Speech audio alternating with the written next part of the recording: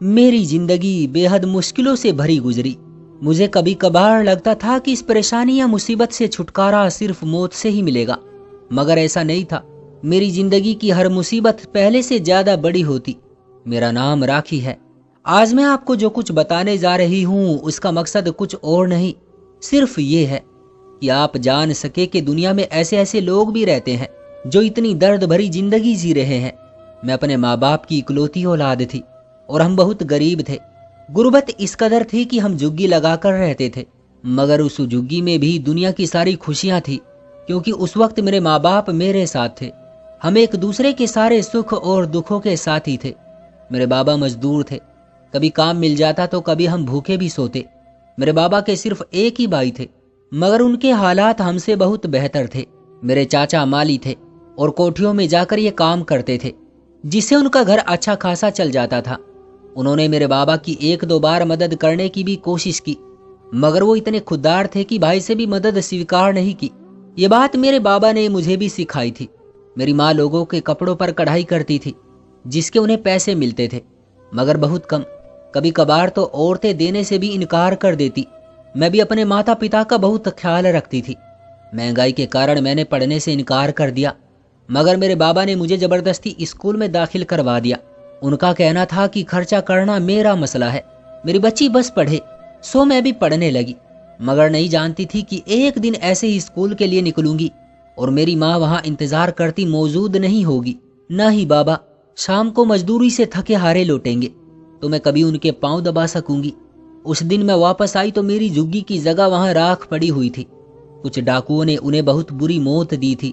उनका ख्याल था कि बाकी झुग्गी वालों की तरह वो भी पैसा जोड़ जोड़ कर रखते होंगे, मगर हमारे पास एक टाइम खाने को बहुत मुश्किल से होता था। तो इस बात पर तैस में आकर डाकू ने उन पर बुरी तरह से हमला कर दिया, यहाँ तक कि उनके बदन में एक सांस भी बाकी नहीं रही। मैंने जब अपने घर को ऐसे उजड़े पिछड़े देखा तो शौक से बेहोश हो गई। दोबारा मेरी आंख एक छत तले खुली। हाँ, छत, क्योंकि मेरे घर में छत न थी और जो दीवारें थी वो भी ढह चुकी थी। वो छत मेरे चाचा के घर की थी। उस घर में मैं पहले कभी नहीं आई थी और अब आई तो ऐसे माँ बाप के बगैर। कितना शौक था मुझे चाचा के घर जाने का। हर रविवार को बाबा को कहती बस चाचा के पास ले चले, मगर हर रविवार ही उनकी व्यस्तता पहले से ज्यादा बढ़ जाती थी और अब बगैर किसी ख्वाहिश के ही मैं उनके घर पर पड़ी थी। पहले दिन तो चाचा ने मुझे खूब दिलासा दी, वो अब उसके अलावा कर भी क्या सकते थे। मेरी भी एक तरह से कमर टूट चुकी थी।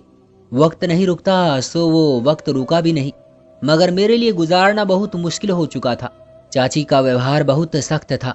रीटा चाची की बेटी भी मुझसे बात ना करती और ना ही चाची किसी को मुझसे बात करने देती। मेरा बिस्तर स्टोर में लग चुका था।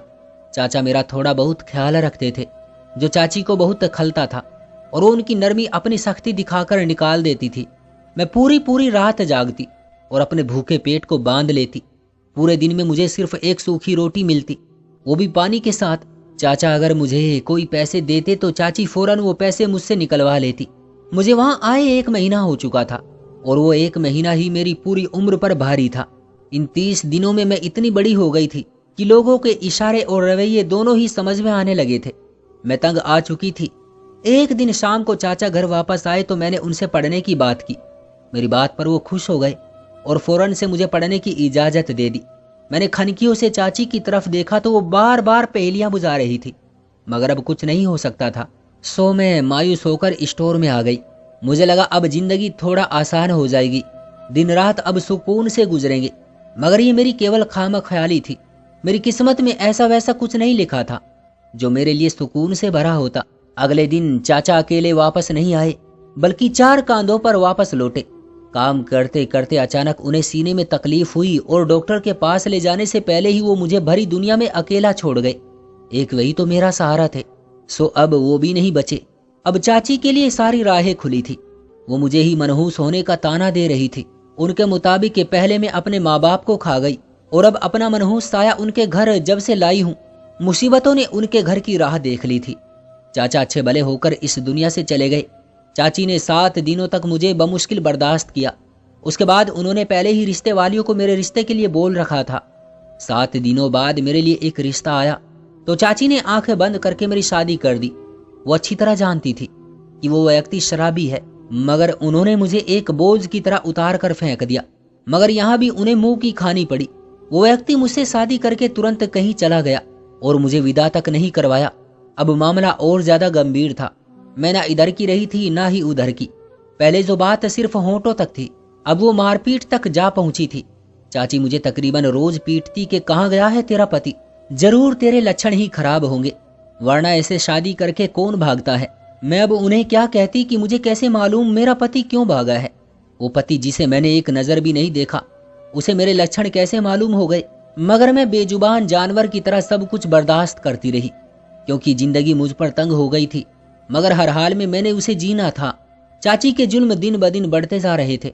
मेरे पति ने तो मेरा चेहरा भी नहीं देखा था और न जाने कहाँ छुप गया था। उसे गई 1 महीना हो चुका था, मगर वापसी की कोई उम्मीद नजर नहीं आई थी। मैं भी चाची के जुल्मों से थक चुकी थी। न जिंदगी खत्म हो रही थी और ना ही चिंताएं। मैं जहां से निकलने की कोशिश करती, कांटे वहां से आकर मेरा गला दबा लेते।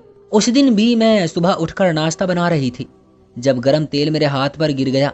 अचानक जलन इतनी ज्यादा थी कि मैं संभल ही ना पाई और तेल का पूरा डब्बा उलट गया। मोहित यानी मेरी चाची के भाई ने मुझे रोते और डरे सहमे देखा तो फौरन से गीला आटा मेरे जले हाथ पर लगा दिया। वो जलन तो ठीक हो गई, मगर उसके बाद चाची ने जो मुझे आग में झोंका, भूलने के काबिल नहीं। उन्हें तेल बर्बाद होने का इतना गम नहीं था जितना गुस्सा मोहित को मेरे करीब खड़े देख कर आया था। उस दिन उन्होंने मेरे जिस्म का कोई हिस्सा नहीं छोड़ा था जो मारपीट के निशान से भरा न हो। रात को मैं दर्द से बेहोश हो गई और पूरी रात वैसे ही पड़ी रही। कोई मुझे पूछने तक नहीं आया। अगली सुबह एक नई कयामत मेरे लिए तैयार खड़ी थी। मेरा पति वापस आ चुका था और मुझे साथ ले जाने के लिए ही आया था। चाची ने मुझे देखते ही अपना सामान बांधने का आदेश दिया। मैं अपने दुपट्टे में 2-4 सूंठ बांधकर बाहर निकली तो बैठक में से चाची की ऊंची आवाज बाहर तक सुनाई दे रही थी। शादी के बाद अपनी पत्नी को यहाँ छोड़ गए थे। जितना 1 महीना उसके यहाँ रहने का खर्चा हुआ है वो चुकाओ और खुशी खुशी ले जाओ अपनी पत्नी को, और आइंदा मुझे शक्ल मत दिखाना तुम दोनों ही। मेरे पति की कोई आवाज सुनाई नहीं दे रही थी। वो शायद हैरान थे या शायद परेशान, कुछ कहा नहीं जा सकता। चंद लम्हों बाद उन्होंने कुछ पैसे मेज पर रखे और कहा, ले आज तक मेरी पत्नी आपके घर जितना रही है ये उसकी कीमत है। इतना कहकर वो बाहर निकले। बैठक के दरवाजे में मैं हैरानी से खड़ी पूरी कार्रवाई देख रही थी जब मेरी चाची मेरी कलाई थामकर मुझे वहां से खींच लाई। पति का खुद के लिए ये रवैया देखकर मुझे यकीन हो गया था कि अब चाहे कुछ भी हो जाए वो मुझे नहीं छोड़ेगा। हर सर्द गर्म हालातों में वो सिर्फ मेरा साथ देंगे। मैं खुश होकर उनके साथ साथ चलने लगी और अपनी आने वाली जिंदगी के बारे में बहुत से ख्वाब भी बुन चुकी थी। फिर चाहे वो व्यक्ति मुझसे दुगनी उम्र का था या शराबी, मुझे फर्क नहीं पड़ता था। मैं चुपचाप दिल में बहुत से ख्वाब सजाए उस व्यक्ति के साथ चलती जा रही थी। 2-3 रिक्शे बदलने के बाद हम एक बिड़ी और पुरानी सी गली में पहुंच गए। वो जगह मुझे अजीब लग रही थी, बल्कि डर सा लग रहा था। वहां औरतें ही औरतें थी और आदमी बहुत कम थे। मेरा पति मेरा हाथ थामे तेज तेज कदम उठाता चलता जा रहा था। मैं बस सर झुकाए उसके कदम से कदम मिलाने की कोशिश में हलकान हो रही थी। आखिरकार एक तंग से पुराने चौबारे के सामने मेरे पति के कदम रुक गए।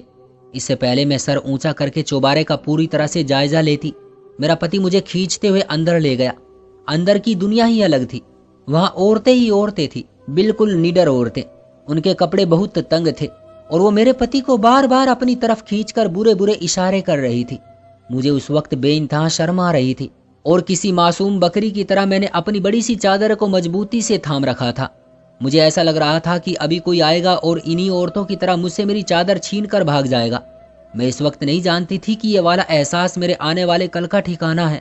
मैं सर झुकाए ही चलती जा रही थी जब एक कमरे में जाकर हमारे कदम थम गए। मैंने सर उठाकर देखा तो सामने एक पक्की उम्र की औरत बेतहाशा बन संवर कर तख्त पर बैठी थी। उसके इर्द गिर्द भी तैयार से यार लड़कियां फिर रही थी। अगले चंद लम्हों में मेरा शरीर एक सामान बन चुका था। पति ने मुझे एक बार भी अपने घर का सिंगार बनाने का नहीं सोचा, बल्कि उसने चाची से बढ़कर अक्लमंदी का सबूत दिया और मुझे कोठे पर बेच दिया। कोठा, ये शब्द मैंने अपनी जिंदगी में पहली बार सुना था और जब जान गई तो मेरा पूरा वजूद हैरत से घायल था। मैं एक इंसान से खिलौना बना दी गई थी, खेलने वाला खिलौना। सबसे पहले चीज जो मुझसे छीनी गई वो मेरी चादर ही थी।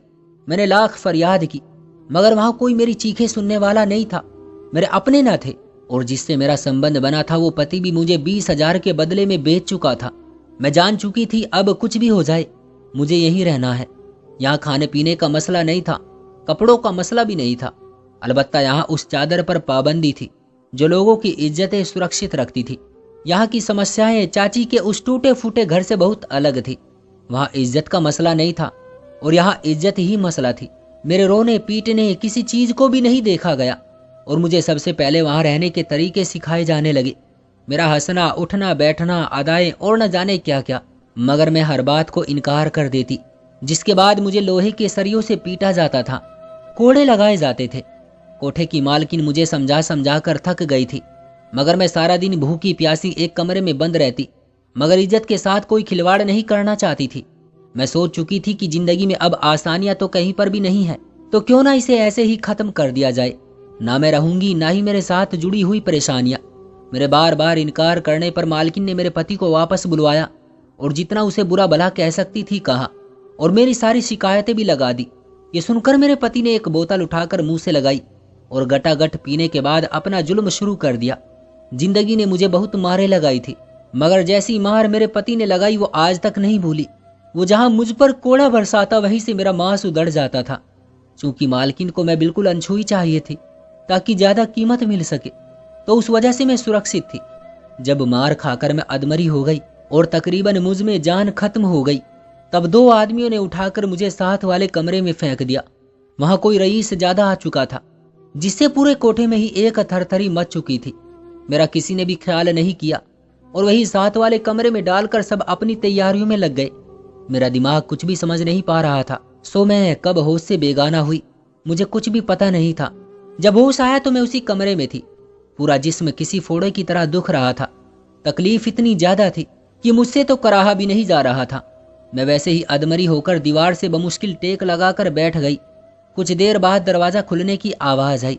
मैंने ना चाहते हुए भी आंखें खोलकर देखा तो सामने एक औरत थी जो मुझे देखकर चौंक गई और जल्दी से आगे बढ़कर मेरे जख्म देखने लगी।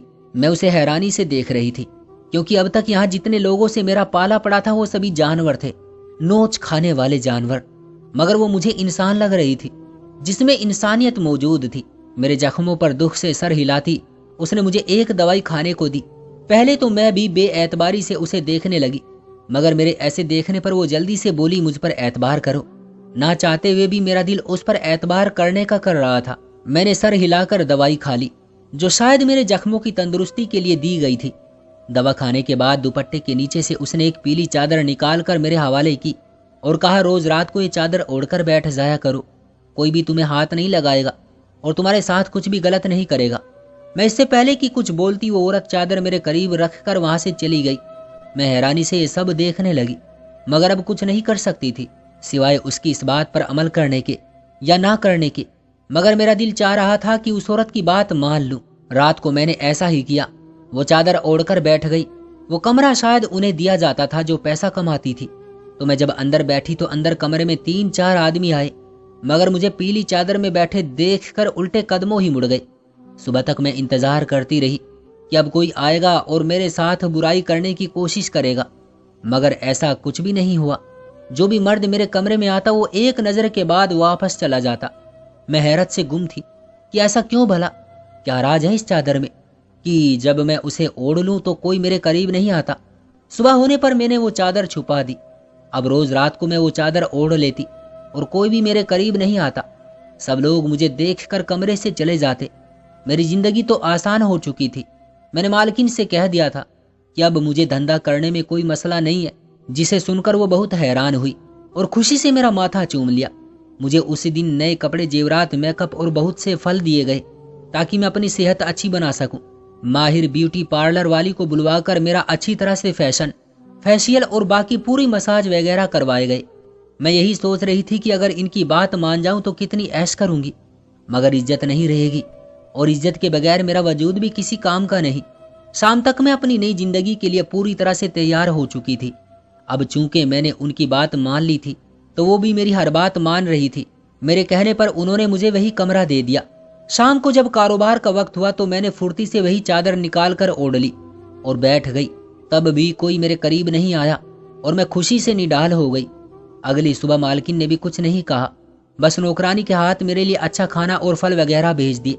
यानी उन्हें भी पता नहीं चला कि मैं उनके साथ फरोड कर रही हूँ। अब रोज रात में यही काम करती और चादर ओढ़ लेती। सुबह के वक्त मेरी खूब आओ भगत होती।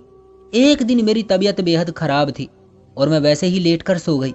उस रात मैं चादर ओढ़ना भूल गई थी, लेकिन तब अचानक से तूफान आ गया जब मेरे कमरे में एक साथ 13 मर्द दाखिल हुए और मुझे घूरने लगे।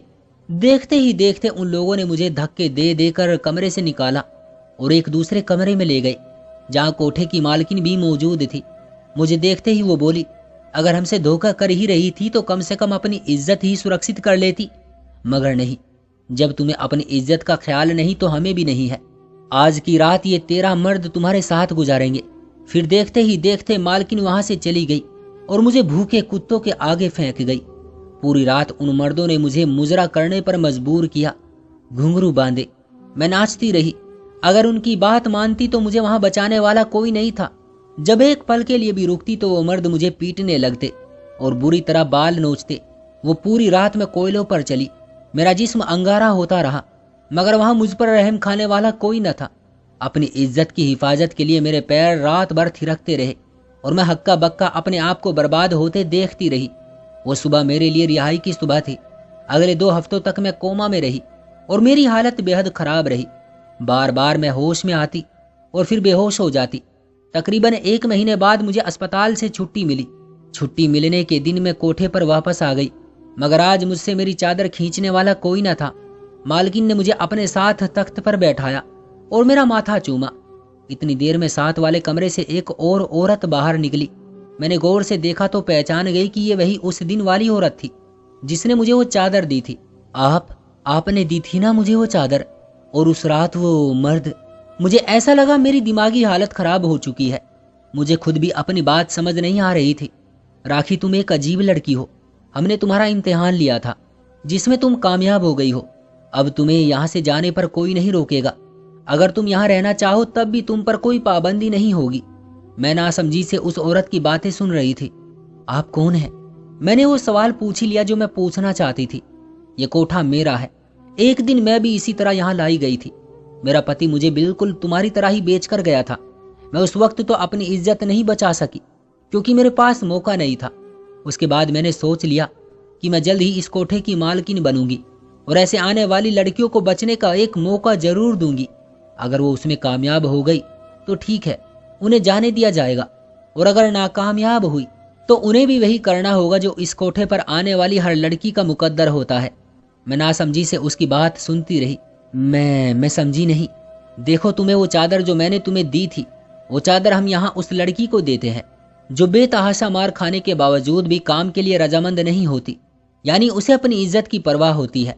तो हम उसे एक मौका देते हैं। ऐसी बहुत कम लड़कियां होती हैं जो मार पर मार खाने के बावजूद भी ना माने, मगर तुम नहीं मानी। फिर जब तुम्हें चादर दी तब सभी आदमियों को समझा दिया गया था कि जिस कमरे में भी पीली चादर में लिपटी कोई लड़की हो उसे कुछ नहीं कहना। फिर हम उस लड़की को उसी तरह मौका देते हैं कि वो चादर ओढ़कर कितने दिन तक अपनी इज्जत सुरक्षित कर सकती है, और 2 हफ्ते बाद उसकी चादर गायब कर देते हैं। मगर तुम वो चादर लेना ही भूल गई जिस पर तुम्हें एक और मौका दिया गया, पूरी रात मुजरा करने का, और वो भी 13 मर्दों के सामने।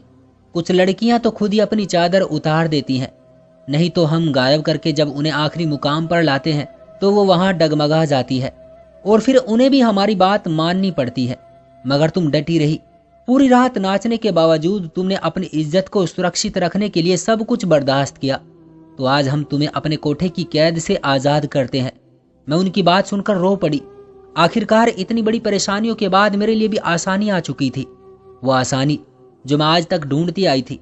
मालकिन से दरख्वास्त करके मैं उधर कोठे में ही रहने लगी और मुझे सबसे ऊपर वाली मंजिल में एक अलहदा कमरा मिल गया। मेरे पास कोई नहीं आता था।